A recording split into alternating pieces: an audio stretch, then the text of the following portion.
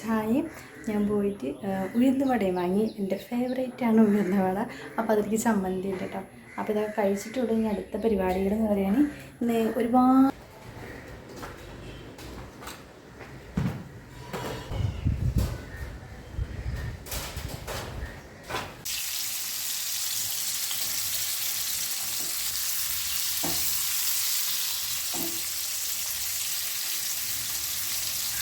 Hi hello welcome back to my YouTube channel Kichus Kurumbi. അപ്പോൾ നമ്മൾ കുറേ ദിവസമായില്ലേ രാവിലത്തെ വീഡിയോസൊക്കെ കാണിച്ചിട്ട്.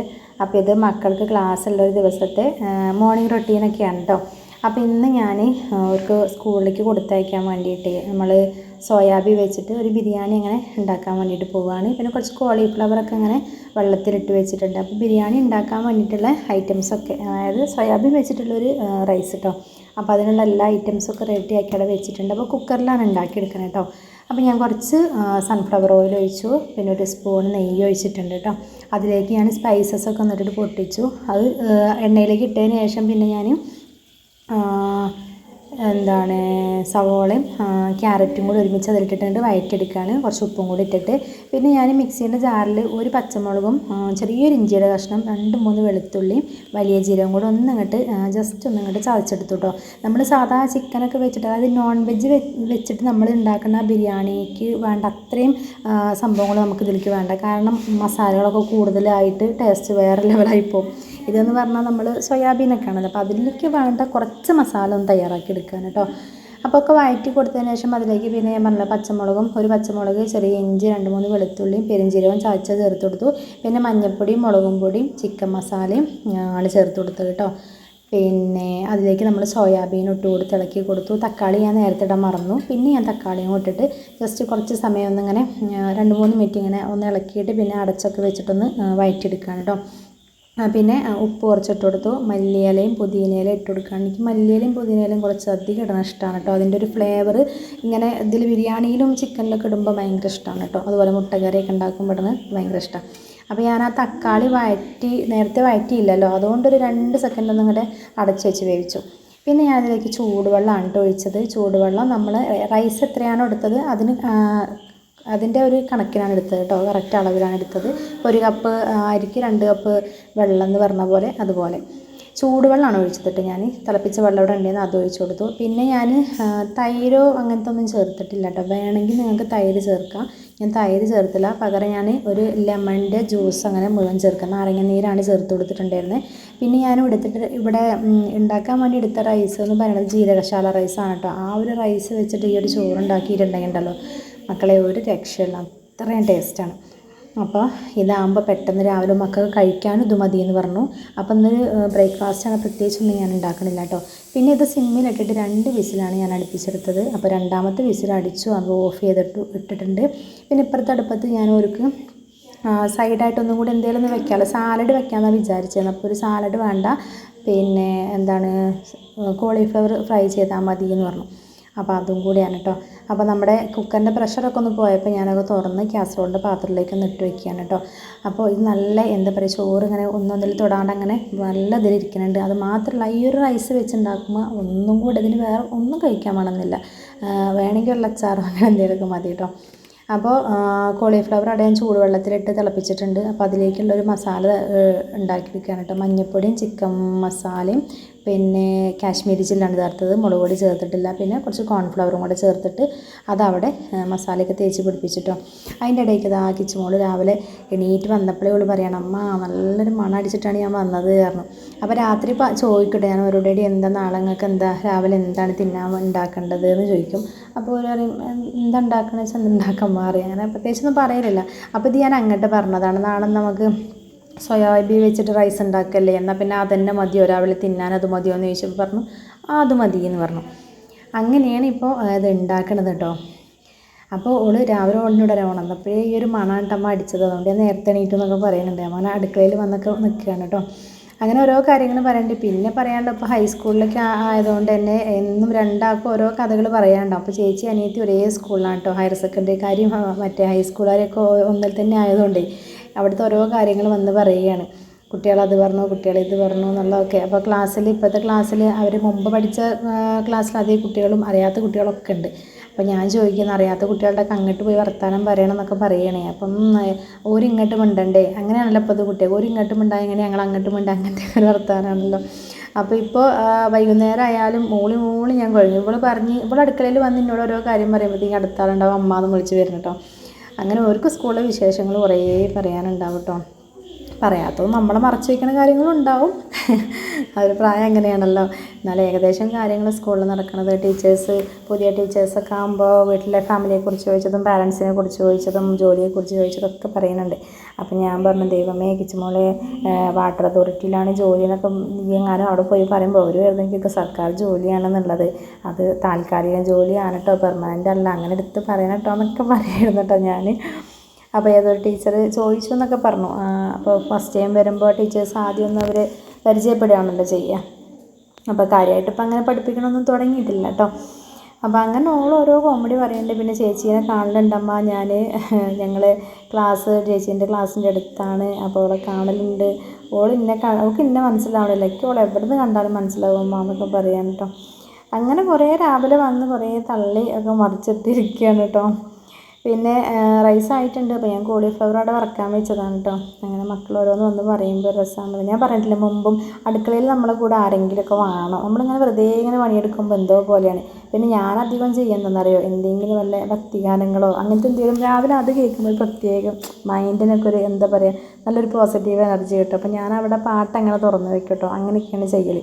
പിന്നെ ഇവർക്ക് സ്കൂളുണ്ടാകുമ്പോൾ എന്താണെന്ന് വെച്ചാൽ ഓരങ്ങനെ എണീക്കണത് തന്നെ ആ ഒരു സമയം ഇവർക്ക് അറിയാം. ഇത്ര സമയത്ത് എണീറ്റാൽ അവർക്ക് എണീറ്റിട്ട് ആകെ ചെയ്യാനുള്ളത് എന്താണെന്ന് പറയുക, അവർ ഫ്രഷ് ആവലും അവരെ മേക്കപ്പും പോകലുമാണല്ലോ. ഞങ്ങളൊക്കെ സ്കൂളിൽ പോയ സമയത്ത് എങ്ങനെയാണ്, രാവിലെ മുറ്റടിച്ച് വാരി കൊടുക്കും, പിന്നെ പാത്രങ്ങൾ എന്തെങ്കിലും കഴുകാനൊക്കെ ഉണ്ടെങ്കിൽ അത് കഴുകിയൊക്കെ കൊടുത്തിട്ട് അങ്ങനെയൊക്കെയാണ് ഞങ്ങളൊക്കെ പോയോണ്ടിരുന്നത്. ഇപ്പോഴത്തെ മക്കൾക്ക് അങ്ങനെയൊന്നുമില്ലല്ലോ. അപ്പോൾ ഞാൻ റൈസ് അവർക്ക് വേണ്ടാന്നുണ്ടെങ്കിൽ ഇനിയിപ്പോൾ ഇന്നലെ രാത്രി ഞങ്ങൾ വൈകുന്നേരത്ത് കഴിക്കാൻ അട ഉണ്ടാക്കിയിരുന്നു കേട്ടോ. അപ്പോൾ അതിരിക്കുന്നുണ്ട്, അപ്പോൾ ഞാനൊന്ന് ചൂടാക്കി തരാമെന്ന് പറഞ്ഞു. പിന്നെ ഇനിയിപ്പോൾ രാവിലെ കഴിക്കാനും ഉച്ചയ്ക്കും രണ്ടിനും ഇത് എടുക്കണ്ടല്ലോ എന്ന് വിചാരിച്ചിട്ട് കേട്ടോ. പിന്നെ കുറച്ച് കുബൂസൊക്കെ ഇരിക്കുന്നുണ്ടായിരുന്നു. കുബൂസ് ഇന്നലെ വൈകുന്നേരം കൊണ്ടുവന്നതാണ്. അപ്പോൾ അതും എന്നാൽ കഴിക്കുന്നവർക്ക് അതും കഴിക്കാം, ഇനിയിപ്പോൾ വേണമെങ്കിൽ ഈ റൈസും കുറച്ച് കഴിക്കാമെന്നൊക്കെ പറഞ്ഞിട്ട് അങ്ങനെ നിൽക്കുന്നുണ്ട് കേട്ടോ. അപ്പോൾ ഞാൻ ചോറൊക്കെ ഒന്ന് പാത്രത്തിലാക്കുകയാണ്. അതൊരു സൈഡിൽ ഇനിയിപ്പോൾ ആ ഒരു കോളിഫ്ലവറും കൂടെ വറുത്ത് വെച്ച് കൊടുക്കണം. ഇതൊക്കെ ഓരോ ഇഷ്ടപ്പെട്ടതിന് കേട്ടോ. പിന്നെ സോയാബീൻ നല്ലത് തന്നെയാണല്ലോ അല്ലേ. ഇങ്ങനെ വെക്കുമ്പോഴേ ഞാൻ പറയുമ്പോൾ സോയാബീൻ ഇഷ്ടമില്ലാത്ത ആളാണ്, പക്ഷേ എന്താണെന്നറിയോ, ഇത് റൈസ് ഉണ്ടായി കഴിഞ്ഞാലും ഞാനും തിന്നും, നല്ല ടേസ്റ്റാണ്. അപ്പോൾ ആരെങ്കിലും രാവിലെ മക്കൾക്ക് ഇങ്ങനെ കൊടുത്തയക്കാനൊക്കെ ഒന്ന് ഇതുപോലെ ഒന്ന് ഉണ്ടാക്കി നോക്കാത്തവർ കേട്ടോ, ഈ ഒരു റൈസും കൂടി ഒന്ന് വാങ്ങിയിട്ട് ഒരു ദിവസം ഉണ്ടാക്കി നോക്കണേ. ഞാൻ ഈ ഒരു ജീരകശാല റൈസ് ആദ്യമൊക്കെ ഞാൻ ഇതാണ് കൈമാ റൈസാണ് ഉപയോഗിച്ചുകൊണ്ടിരുന്നത് കേട്ടോ. പക്ഷേ ഒരു ദിവസം വെറുതെ നിങ്ങൾ വാങ്ങിയിട്ട് ഉണ്ടാക്കി നോക്കിയപ്പോൾ ഞാനിപ്പോൾ ഇതിൻ്റെ ഫാനായി മാറിയിട്ടുണ്ട്, ഒന്നും കൂടെ ടേസ്റ്റായി. അപ്പോൾ ആ മക്കൾക്കുള്ള ചോറാക്കി, അതിൽ കുറച്ച് അമ്പഴങ്ങ അച്ചാർ ഉണ്ട്, അതും ആക്കിയിട്ടുണ്ട്. പിന്നെ കോളിഫ്ലവർ വറുത്തതും ആക്കി. പിന്നെ അവരെ കുപ്പിയിലേക്കൊക്കെ വെള്ളമാക്കി. കുപ്പി കണ്ടോ നിങ്ങൾ, കുഞ്ഞു കുപ്പിയാണ് മക്കളെടുത്തത്. പിന്നെ ഓരൊക്കെ പോയി കഴിഞ്ഞിട്ട് ഒരു 10 മണിയൊക്കെ ആയപ്പോൾ ഭയങ്കര വിശപ്പ് കേട്ടോ. അതിൽ ഞാൻ പുറത്തുനിന്ന് പോയിരുന്നു. പുറത്ത് പോയി മീനൊക്കെ വാങ്ങാൻ പോയപ്പോൾ എനിക്ക് ഈ ഉഴുന്നുവട ഭയങ്കര ഇഷ്ടമാണ് കേട്ടോ. അപ്പോൾ ഞാൻ ഉഴുന്നുവടയും ഒരു പരിപ്പ് വടയൊക്കെ വാങ്ങി വന്നതാണ് കേട്ടോ. അപ്പോൾ ഇനി മക്കൾക്ക് അതിനോട് വലിയ താല്പര്യമൊന്നുമില്ല കേട്ടോ, കഴിക്കുക വെച്ചാൽ കഴിക്കും, അത്രയേ ഉള്ളൂ. അപ്പോൾ ഞാൻ കുറച്ച് ചായയൊക്കെ ഇട്ടിട്ട് ഉഴുന്നുവട ചായയും തിന്നട്ടെ. അതിൻ്റെ കൂടെ ചട്നിയും കിട്ടിയിട്ടുണ്ട്. ഇപ്പോൾ പരിപ്പ് വട നമ്മൾ സ്നാക്സ്, അതായത് ചെറിയ എണ്ണക്കടികളൊക്കെ വാങ്ങിക്കാൻ പോയാൽ അതിൻ്റെ കൂടെ അവരെന്തെങ്കിലും ചമ്മന്തിയോ അങ്ങനത്തെ ഐറ്റംസൊക്കെ തരും. ഇതാണ്ട മീൻ വാങ്ങിയത്. ഇപ്പോൾ 1.5 മാസത്തിന് മുകളിലായിട്ട് നമ്മൾ മീൻ വാങ്ങിക്കലില്ല. അങ്ങനെ ഇപ്പോൾ കുറേ നാളുകൾക്ക് ശേഷമാണ് മീൻ വാങ്ങിക്കണേ. അപ്പോൾ അവർക്ക് കൊടുത്തയച്ചിട്ടും അവർ കഴിച്ചതിൻ്റെയൊക്കെ ബാക്കിയുള്ള റൈസ് അവിടെ ഇരിക്കണുണ്ട് കേട്ടോ.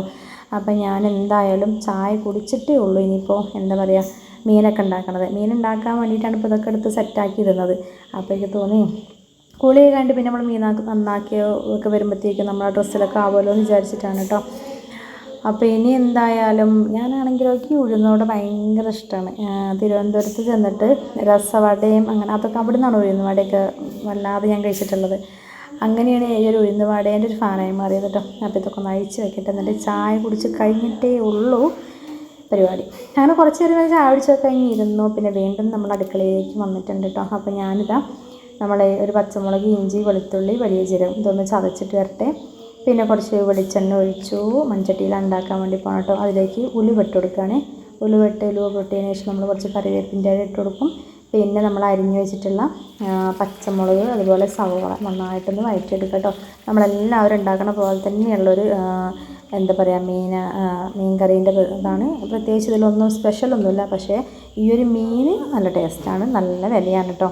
അതായത് 200 രൂപ കൊടുത്താലാണ് നമുക്ക് ആകെ ഒരു കയ്യിലേക്കുള്ള മീൻ കിട്ടുക. പിന്നെ അത് നമ്മൾ വീട്ടിൽ കൊടുത്തിട്ട് കുഞ്ഞു കുഞ്ഞ് പീസുകളാക്കും കേട്ടോ. എന്നിട്ട് ഞാൻ എനിക്ക് എപ്പോഴും ഈ വലിയ കഷ്ണങ്ങൾ, ഇറച്ചിയാണെങ്കിലും മീനാണെങ്കിലും വലിയ കഷ്ണങ്ങളാക്കുന്നതിനോട് വലിയ താല്പര്യമില്ല. അപ്പോൾ ഞാനതിൽ ചെറിയ ചെറിയ പീസാക്കും. അപ്പോൾ ഞാൻ പറയാം മസാലയൊക്കെ നന്നായിട്ട് അങ്ങനെയാണ് പിടിക്കുക എന്ന് ഞാൻ പറയും കേട്ടോ. പിന്നെ ഉള്ളിയൊക്കെ ഒന്ന് വാടി വന്നപ്പോഴത്തേക്ക് ഒരു പച്ചമുളക്, ഇഞ്ചി, വെളുത്തുള്ളി, വലിയ ജീരകം നന്നായിട്ടൊന്ന് വലിയ പേസ്റ്റല്ല, ഒന്നിങ്ങോട്ട് ക്രഷ് ചെയ്ത് ഇട്ടിട്ട് അതും ഇതിലേക്ക് ഇട്ടു. അതിൻ്റെ ഒരു പച്ചമണം മാറി വന്നപ്പോഴത്തേക്കും പൊടികളിടുകയാണ്. പൊടികൾ ഞാൻ ചേർത്ത് മഞ്ഞൾപ്പൊടിയും മുളകും പൊടിയും കാശ്മീരി ചില്ലിയാണ് ചേർക്കുന്നത്. മല്ലി ചേർക്കലില്ല കേട്ടോ. മല്ലി ചില മീനിലൊക്കെ ഉള്ളു ഞാൻ കറി വയ്ക്കുമ്പോൾ ചേർക്കുക, ചിലതിൽ ഞാൻ ചേർക്കാറില്ല. നന്നായിട്ടൊന്ന് മൂപ്പിച്ചെടുക്കുക. പിന്നെ അതിലേക്ക് നമ്മൾ തക്കാളി ഇട്ട് കൊടുക്കണം. തക്കാളി മറന്നു, ചില സമയത്ത് തക്കാളി ഇട്ട് കൊടുക്കാൻ മറക്കും. എന്നിട്ട് പിന്നെ പുളിവെള്ളം ഒഴിച്ച് കഴിഞ്ഞതിന് ശേഷമാണ് തക്കാളീൻ്റെ ഓർമ്മ ഉണ്ടായിരുന്നത് കേട്ടോ. ഞാൻ രാവിലെ പറഞ്ഞില്ലേ റൈസ് ഉണ്ടാക്കിയപ്പോൾ അങ്ങനെ തന്നെയായിരുന്നു, അതിൻ്റെ ഓർമ്മ വിട്ടു പോകണേ. സാധാരണ ഞാൻ തക്കാളിയും കൂടെ വഴറ്റിയതിന് ശേഷമാണ് പിന്നെ പുളിയൊക്കെ ഒഴിച്ച് കൊടുക്കൽ. പിന്നെ പുളിയുടെ ആ ജ്യൂസ് ഒഴിച്ചിട്ട് ബാക്കിയുള്ള കറിക്ക് ആവശ്യമായിട്ടുള്ള വെള്ളം കൂടെ ചേർത്ത് കൊടുത്തു. പിന്നെ ഉപ്പുണ്ടോ നോക്കുകയാണ് കേട്ടോ. അപ്പോൾ ഉപ്പ് കുറച്ച് കുറവുണ്ടായിരുന്നു, അതിൽ ഞാൻ പിന്നെ കുറച്ചും കൂടെ ഉപ്പൊക്കെ ചേർത്ത് കൊടുത്തു. ഇനി ഈ ഒരു കറി നന്നായിട്ട് തിളച്ചതിന് ശേഷമാണ് മീൻ നമ്മൾ ഇട്ട് കൊടുക്കണേ. എന്നിട്ട് ഇപ്പോൾ തക്കാളിയും കൂടി ഞാൻ ചേർത്ത് കൊടുത്തു. നേരത്തെ തക്കാളി ചേർത്തിട്ടുണ്ടായിരുന്നല്ലോ. അപ്പോൾ തക്കാളി ഇപ്പോൾ അതിൽ കിടന്ന് വേവട്ടെ വിചാരിച്ചു, അത് അടച്ചു വെച്ചു. പിന്നെ കുറച്ച് കഷ്ണങ്ങൾ ഞാൻ അതിൽ നിന്ന് ഇങ്ങനെ പിശുക്കി മാറ്റി വെച്ചിരുന്നു കേട്ടോ, ഒന്ന് ഫ്രൈ ചെയ്യാൻ വേണ്ടിയിട്ട്.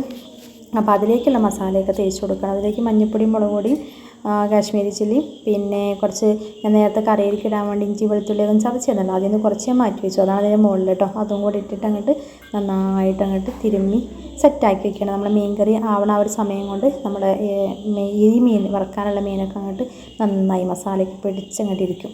അപ്പോൾ ആ മീൻ കറി ഉണ്ടാക്കുന്ന അപ്പം തന്നെ നമുക്ക് ഫ്രൈ ചെയ്തെടുക്കാറ് കുറച്ചേ ഉള്ളൂ കേട്ടോ. ഒരാൾക്കൊരു 2 പീസ് വെച്ചിട്ട് ഇതന്നെ ഞാനിങ്ങനെ കുഞ്ഞു കുഞ്ഞു പീസാക്കിയതുകൊണ്ടാണ് കേട്ടോ. ഇത്രയും മുളക് പൊടി അല്ല കേട്ടോ, ഓൾറെഡി അതിലേക്ക് ഇഞ്ചിയും പച്ചമുളകൊക്കെ ചതച്ചതിൽ കുറച്ച് ചേർത്തിട്ടുണ്ട്. പിന്നെ ഞാൻ കാശ്മീരി ചില്ലി കളറിന് ചേർത്തതാണ് കേട്ടോ. ഈ മീൻ നല്ല ടേസ്റ്റാണ്. അത് എന്താണെന്ന് വെച്ചാൽ എപ്പോഴും വാങ്ങിക്കില്ല എന്ന് മാത്രം. അപ്പോൾ ചെറിയ ചെറിയ പീസാക്കി വെട്ടിയതാണ് കേട്ടോ. ഞാനിവിടെ കൊടുത്തിട്ട് ഒന്നും കൂടെ കട്ട് ചെയ്തതാണ് കേട്ടത്. അങ്ങനെ മീൻ കഷ്ണങ്ങളൊക്കെ കറിയിലേക്ക് ഇട്ട് കൊടുത്തു. കറി തിളച്ചിട്ടുണ്ടായിരുന്നു. പിന്നെ കുറച്ച് പച്ചക്കറി വേപ്പിൻ്റെയും കൂടെ മുകളിലിട്ടു. ഇനി ഇതിവിടെ കിടന്ന് നന്നായിട്ടൊന്ന് വെട്ടി തിളച്ച് അതിൻ്റെ കുറച്ച് ഗ്രേവിയൊക്കെ ഒന്ന് വറ്റി വരട്ടെ. അപ്പോൾ ഇടയ്ക്കൊന്ന് തുറന്ന് നോക്കിയതാണ് കേട്ടത്. അപ്പോൾ ഇത്ര കറി വേണ്ട, കുറച്ചും കൂടെ ഒന്ന് വറ്റിയിരിക്കട്ടെ. അപ്പോൾ ഒന്ന് ജസ്റ്റ് ഒന്ന് ചുറ്റിച്ച് കൊടുക്കാം കേട്ടോ. അപ്പോൾ അത് അടച്ച് വെച്ചു. പിന്നെ തുണികൾ കുറച്ച് എന്താ പറയുക മെഷീനിലുണ്ടായിരുന്നു, അതൊക്കെ ഒന്ന് ഞാൻ മുകളിൽ കൊണ്ടുപോയിട്ടോ. അതിൻ്റെ വർക്കൊക്കെ എന്താ പറയുക നല്ല വൃത്തിയും വെടുപ്പോടും കൂടി ചെയ്തിട്ടുണ്ട്. ഇതുള്ളത് വലിയൊരു ആശ്വാസമാണ് കേട്ടോ. കാരണം ഞാൻ മുമ്പൊക്കെയെന്ന് പറഞ്ഞാൽ നമുക്ക് കല്ലുണ്ടാവും, പക്ഷേ ഇവിടെ അങ്ങനെ കല്ലൊന്നും ഇല്ലല്ലോ. അപ്പോൾ ഇത് വാങ്ങി എനിക്ക് വലിയ താല്പര്യമൊന്നും ഉണ്ടായിരുന്നില്ല. പക്ഷേ ഇപ്പോഴിതിന് എന്താ പറയുക പ്രയോജനമായി എന്ന് വേണമെങ്കിൽ പറയാം. അപ്പോൾ ഇനി ഞാനതൊക്കെ മുകളിലൊന്ന് കൊണ്ടുപോയി വിരിച്ച് തരട്ടോ. അപ്പോൾ അതും കൂടി ഞാൻ കാണിച്ചു തരാം കേട്ടോ. നമ്മളെവിടെ തുണികളൊക്കെ വിരിച്ച് തന്നെ അത്യാവശ്യം സ്പേസും കാര്യങ്ങളൊക്കെ ഉണ്ട് കേട്ടോ. അപ്പോൾ ആ തുണികളൊക്കെ അവിടെ ഇങ്ങോട്ട് തോരിടുകയാണ്. ഇനി അതവിടെ കിടക്കട്ടെ. നല്ല മഴ വീണ സമയത്ത് ഞാൻ മുകളിലേക്ക് ഇടില്ല. അപ്പം ഞങ്ങൾ എന്താ ചെയ്യാന്ന് വെച്ചാൽ വൈകുന്നേരങ്ങളിലാക്കും കേട്ടോ തിരുമ്പണത്. എന്നിട്ട് ഹാളിൽ അങ്ങോട്ട് വിരിച്ചിട്ടാണ് ചെയ്യുക കേട്ടോ. ഞാനങ്ങനെ ഹാളിൽ മേശയിലും കസേരയിലൊക്കെ വിരിച്ചിടും. പിന്നെ താഴെ ഒരു പാ വിരിച്ചിട്ട് അതിൽ കൂടെ ഇട്ടിട്ട് ഫാൻ ഇട്ടിട്ട് പോയി കിടക്കും. പിന്നെ രാവിലത്തേക്ക് നല്ലോണം അങ്ങനെ ഉണങ്ങിയിട്ടുണ്ടാവും. അതൊക്കെ കഴിഞ്ഞ് തോരടലൊക്കെ കഴിഞ്ഞ് വന്നപ്പോഴത്തേക്കും നമ്മുടെ മീൻ കറിയൊക്കെ നല്ല സെറ്റായി. ഇനിയിപ്പോൾ ആ ഒരു അടുപ്പിൽ തന്നെ ഞാൻ എന്താ പറയുക നമ്മുടെ മീൻ വറക്കാനുണ്ട്, അതും കൂടെ ഒന്ന് ഫ്രൈ ചെയ്ത് വെക്കട്ടെ കേട്ടോ. അപ്പോൾ ഇതും കൂടെ കഴിഞ്ഞാൽ ഇന്നത്തെ രാവിലത്തെ എല്ലാ കുക്കിംഗ് എല്ലാം കഴിഞ്ഞു. അപ്പോൾ ഇനിയിപ്പോൾ മക്കൾ വരുമ്പോൾ ഈ മീനൊക്കെ ആണെന്നുണ്ടെങ്കിൽ അവർക്ക് വരുമ്പോൾ ചോറ് കിട്ടിയാൽ ഇഷ്ടമാണ്. അല്ലെങ്കിൽ ചോറൊന്നും ഉണ്ടാവില്ല. വൈകുന്നേരം വരുമ്പോൾ എന്താ ചോറൊന്നും വിശപ്പുണ്ടാവുമല്ലോ കുട്ടിയൊക്കെ. നമ്മൾ ആ കൊടുത്തയക്കണം ഉച്ചയ്ക്ക്, അത് മാത്രം തിന്നണമല്ലേ. പിന്നെ ആ ഒരു സമയം 5 മണി എന്തായാലും വീട്ടിലെത്തുമ്പോൾ ഇച്ചുമോള് 4:10 ആകുമ്പോൾ എത്തും. പക്ഷേ തത്തയൊക്കെ എത്തുമ്പോഴത്തേക്ക് എന്തായാലും ഏകദേശം 4:50, 4:50, 5 മണീൻ്റെ അടുത്താവും. ആടിപ്പാടി അങ്ങനെ നടന്ന് വരുന്നതുകൊണ്ടാണ് കേട്ടോ. അപ്പോൾ ഇങ്ങനെ എന്തെങ്കിലും മീനോ കാര്യങ്ങളൊക്കെ ഉണ്ടെങ്കിൽ ചോറൊന്നും, അല്ലെങ്കിൽ പിന്നെ വരുമ്പോൾ വേറെ എന്തെങ്കിലുമൊക്കെ ആയിരിക്കും അവർക്ക് വേണ്ടി വരിക കേട്ടോ. അപ്പോൾ ഇതാ മീനും വറുത്തു. അപ്പോഴത്തേക്കും സമയം 1 മണി ഒക്കെ ആയി തുടങ്ങിയിട്ടുണ്ട് കേട്ടോ. അപ്പോൾ നമ്മളെ മീൻ കറിയും മീൻ വറുത്തതും എല്ലാം റെഡി ആയിട്ടുണ്ട്. ഇനിയിപ്പോൾ ഞാൻ ഇത് പച്ചരി ഉഴുന്ന് വെള്ളത്തിൽ ഇട്ട് വെച്ചതാട്ടോ, വൈകുന്നേരത്ത് അരച്ച് വെക്കാൻ. നാളത്തേക്കുള്ളത് നോക്കണമല്ലോ, ഓരോ ദിവസത്തേക്കുള്ളത്. പിന്നെ റൈസ് ഇവിടെ ഇരിക്കുന്നുണ്ട്. അപ്പം ഞാനിനിയിപ്പോൾ അതൊക്കെ കൂട്ടിയിട്ട് ചോറുണ്ണാൻ വേണ്ടിയിട്ട് പോവുകയാണ്. അപ്പോൾ ഇന്നത്തെ വീഡിയോ വിശേഷങ്ങൾ ഇത്രയൊക്കെ തന്നെയുള്ളൂ കേട്ടോ.